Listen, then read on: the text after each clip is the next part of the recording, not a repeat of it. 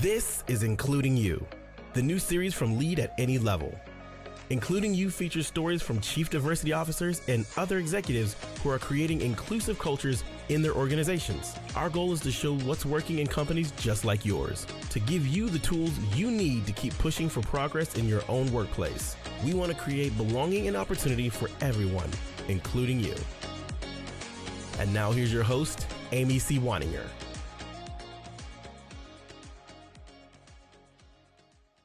Welcome back to Including You. I'm your host, Amy C. Waninger. My guest today is Tony Holmes. He's the Director of Talent and Diversity of United Way Houston, which transforms individual lives and brings long-lasting systemic change to tough issues. This nonprofit organization employs about 160 people in Houston, Texas. Tony, welcome to the show. Amy, thank you for having me. I am so glad to have you here. I love talking to people from all different industries. And I don't know that we've had anyone from a nonprofit yet, that we, at least not an episode we've released, from a nonprofit like United Way. And so it's just neat to get different perspectives from different industries. Can you tell us, why is diversity and inclusion an important focus for United Way Houston? Wow, yeah, I'm glad to be a barrier breaker here for having nonprofits on. I would say that for United Way, diversity is important for our work because a lot of our work lies in social services. And so when it comes to social services, a lot of times your end user is a person of color, or it could be an individual that may be facing oppression, which is also a big, huge part of diversity. And so for our organization in our city, we are one of the most diverse cities in the country, and a very culturally aware city as well. And so for United Way of Houston, we're positioned to really make change in the social services area, specifically when it comes to diversity internally and externally. And so diversity work is super important for us, and we're so excited to be knee deep in the work and continuing to tread forward. And so when you're talking about a community service organization like United Way, you've really got your efforts in a lot of places, right? I've seen United Way campaigns in different cities, and there are just so many services an organization like yours provides.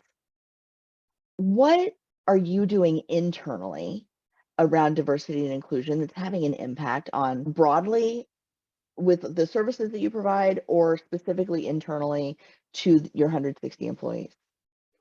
Yeah, such a powerful question because internally is where we started. Internally is where we worked first. So when it comes to where we focused our efforts for diversity, equity, and inclusion, we added belonging to the ladder of acronyms also. So we focus on diversity, equity, inclusion, and belonging. And we started internal. And so what we did was in the fall of 2020, we launched a diversity cross-functional team where we opened the opportunity up for members of the staff that had served for longer than a year and wanted to make change within DEIB. And so we gathered together and we worked together with our officers team to create a framework for change. And that framework was open-ended. It did have a charter, and that charter allowed us to have a base plan of action where we wanted to work around. And so what we did was create frameworks, create opportunities to engage our staff. So we engaged our staff around knowledge, evaluation, and self-awareness. And these strategies allowed us to teach the organization about diversity. It also allowed us to evaluate where we are as an organization. And then we promoted self-awareness for people to do learning on their own also. And we found that pretty helpful for getting started. And we started with knowledge, especially. We opened our doors to experts in different diversity fields. We invited them in to our all staff meetings, and we did 12 months or so worth of all staff trainings where we had people come in and actually teach our 160, 120 participants in those various different all staff meetings. And so that's where we started internally, and we're working to do more externally, but we know we want to have a certain level of commitment internally first. And so we've been focusing on that at each level of our organization. We break our organization up in 3 levels, which is core, which is our all staff, and then managers and directors. And we also have a board of directors also that is required by United Way Worldwide to participate in 2 hours of racial equity training. And so that's where we started, and that's where we are, and we continue to move forward every day. And how long have you been doing this work? I know you mentioned you did a 12-month-long program. How long ago did this all start for you? So this all started for our organization October 1st, 2020. And for me personally, I've been in the space for a while now with being boots on the ground, working in underserved populations for quite a while and just doing research because of my nonprofit experience and my nonprofit landscape. And then I'm also a doctoral student as well. And that program that I'm in has a lot of racial equity training and knowledge base that we utilize on a daily basis for the readings and the requirements for the program. I think that's fantastic. And so when you're engaged in this work internally, where your focus is, what does that allow you to do or be as an organization that you couldn't do or be otherwise?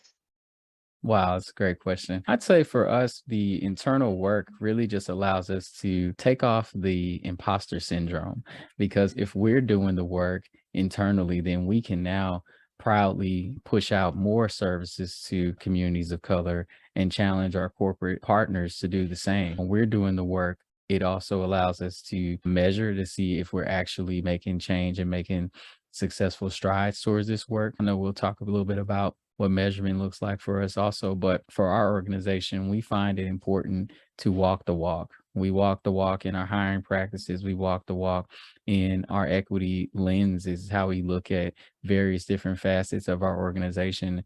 And all that started with knowledge because we cannot move forward if we don't know what we need to know. And so we're rooted also in training our organization, our staff as well, including our cross-functional team and any other teams that do diversity work. We want them to be trained in diversity and not necessarily trained to become diversity practitioners, but trained in a way where they can at least feel like an ambassador or be able to have the knowledge base to talk about diversity comfortably so that we can push out the same message for our organization. Yeah, you mentioned measurement, and I want to come back to that in just a second, but you also mentioned something about engaging your corporate partners. Is that a typical relationship or is this something unique to United Way I Houston? think for us, it's more of a partnership where we co-collaborate with our corporate partners. A lot of our corporate partners have been doing the work for quite a while. And so we work with a lot of oil and gas companies here in Houston, and many of them have requirements in the D&I space that we can glean from and learn from. And we can also position ourselves to share that information with our agencies and nonprofit partners in the community as well. We also look at how we can position ourselves to extend our reach so that we can have even more donors of color making a difference and being able to participate in United Way programs and United Way opportunities to give. And so we use diversity as a lens to do many different things. But for our corporate partners, what we do is it's probably more of a brain share. We've opened our doors to our corporate partners to come in and talk about diversity from a philanthropic standpoint and also from a corporate standpoint. And many of our donors that participate with the United Way, they also participate in other organizations also. They participate in their communities, in their churches. And so when we're able to house those offerings and those conversations internally, we're able to extend our reach, which makes the mission of diversity work everlasting because now we're really systemic by being able to be in different communities, different corporate organizations, and also in different nonprofits too. Excellent. Thank you for clarifying on that. And I'll go back to the measurement question. You said that you have different measures of success. How are you measuring success in this work? What metrics do you look to? Are there hard metrics, quantitative, qualitative metrics? Is it more storytelling kinds of data? What are you looking at and how are you holding yourself accountable? One thing for sure is that we definitely survey our staff so that we can find out if it's working. We ask specific questions so that we can get, as you mentioned, storytelling. We get stories, we get understanding of where staff are in the work of diversity. It's not a one size fits all or one shoe fits all. It's really each individual person. And so self-awareness goals is a huge part of our work also. We quantify how much time we spend doing diversity work. We count how many hours we participate in knowledge sessions for our all staff meetings. We also count how much opportunity we share with organizations for them to individually participate in diversity work. I'd say another measurement is, like I mentioned earlier, our board is required to do 2 hours of racial equity training. And we have more measurements that we plan to roll out down the road to also allow our staff to have more trainings on an individual level as well when it comes to diversity work. What we ultimately hope to have is an organization that has a pretty strong knowledge base of what diversity means. The walk is different for each individual person. So we have had staff that are not ready to have certain conversations. And then we have had staff that say, we're not doing enough.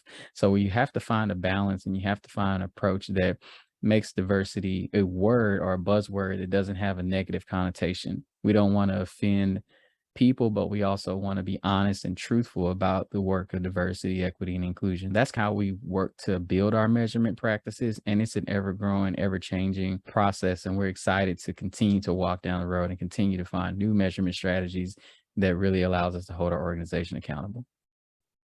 I love that you include the self-awareness piece as one of the areas to measure, because I think self-awareness is one of those things that if people don't have it, they obviously don't know it. And so when we talk about diversity and inclusion at the individual level, a lot of what we can change from a policy perspective is behaviors. We can try with training and education to change attitudes, but getting that feedback from individuals about their own behaviors and attitudes is probably very telling in how effective the entire program is overall. Is that fair to say? Yeah, yeah, because with self-awareness, it's how you individually respond to DEI. And so if you have a poor response individually, then that collectively pulls down the results across the organization. And so we believe that if you can individually start to make the tracks and walk down the space of diversity for your own individual self, then everybody wins. So from a behavioral standpoint, you have to look deep within yourself and try to figure out how this work resonates for you, what's coming up for you, is what's blocking you from walking down that road? What support can the organization provide? What kind of trainings do you need to see? And all that information allows us to go back full circle and retrain our staff on what's missing and what gaps lie. And so that's super important for us because if we can be an organization that's behavioral based when it comes to DIB, then now we can walk the halls together and look each other in the eye and have a more even deeper understanding of our cultural awareness and cultural sensitivity. So as you're doing this work and you're seeing this progress, I know that the work is never done because there are new people coming in that need to be onboarded and assessed and trained and educated and managed through these processes.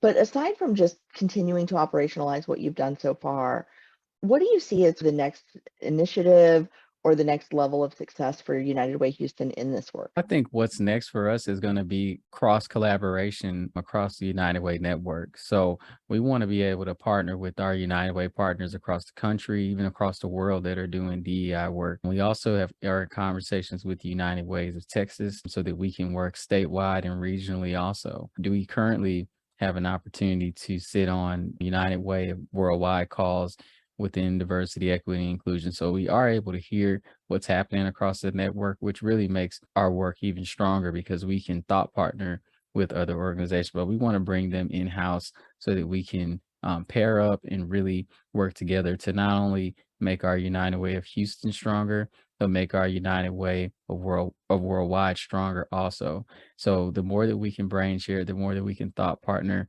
I think that's what's going to be key for us going down the road. So not only are we not reinventing the wheel all the time, but we're also using practices that work in real time. And then hopefully we can share that with our community and our nonprofit and corporate partners as well, so we can see what's working across the country and make it happen here in Houston. This is such an important piece is this best practices sharing and sharing what's working so that other people can pick it up and examine it and adapt it to their own environment. And I love that you said that because that's really what this show is about, is talking about what's working well so that others can be inspired and also take action because inspiration is not quite enough. You have to actually go do the thing and take action. Tony, I want to thank you so much for sharing a little bit about your journey with United Way Houston and what you're doing that's working. Thank you so much. Thank you, Amy. Happy to be here. Thanks for having me. If you've enjoyed this episode, follow Lead at Any Level on LinkedIn and YouTube. Then join us for Including You video simulcast every Thursday at noon Eastern. Including You can also be enjoyed each week as part of the Living Corporate audio podcast series, available on all major podcast platforms. Learn more at living-corporate.com. Including You is brought to you in part by Lead at Any Level, a boutique training and consulting firm improving employee engagement and retention for companies that promote from within. Lead at Any Level. Leaders can be anywhere and should be everywhere. Learn more at leadatanylevel.com.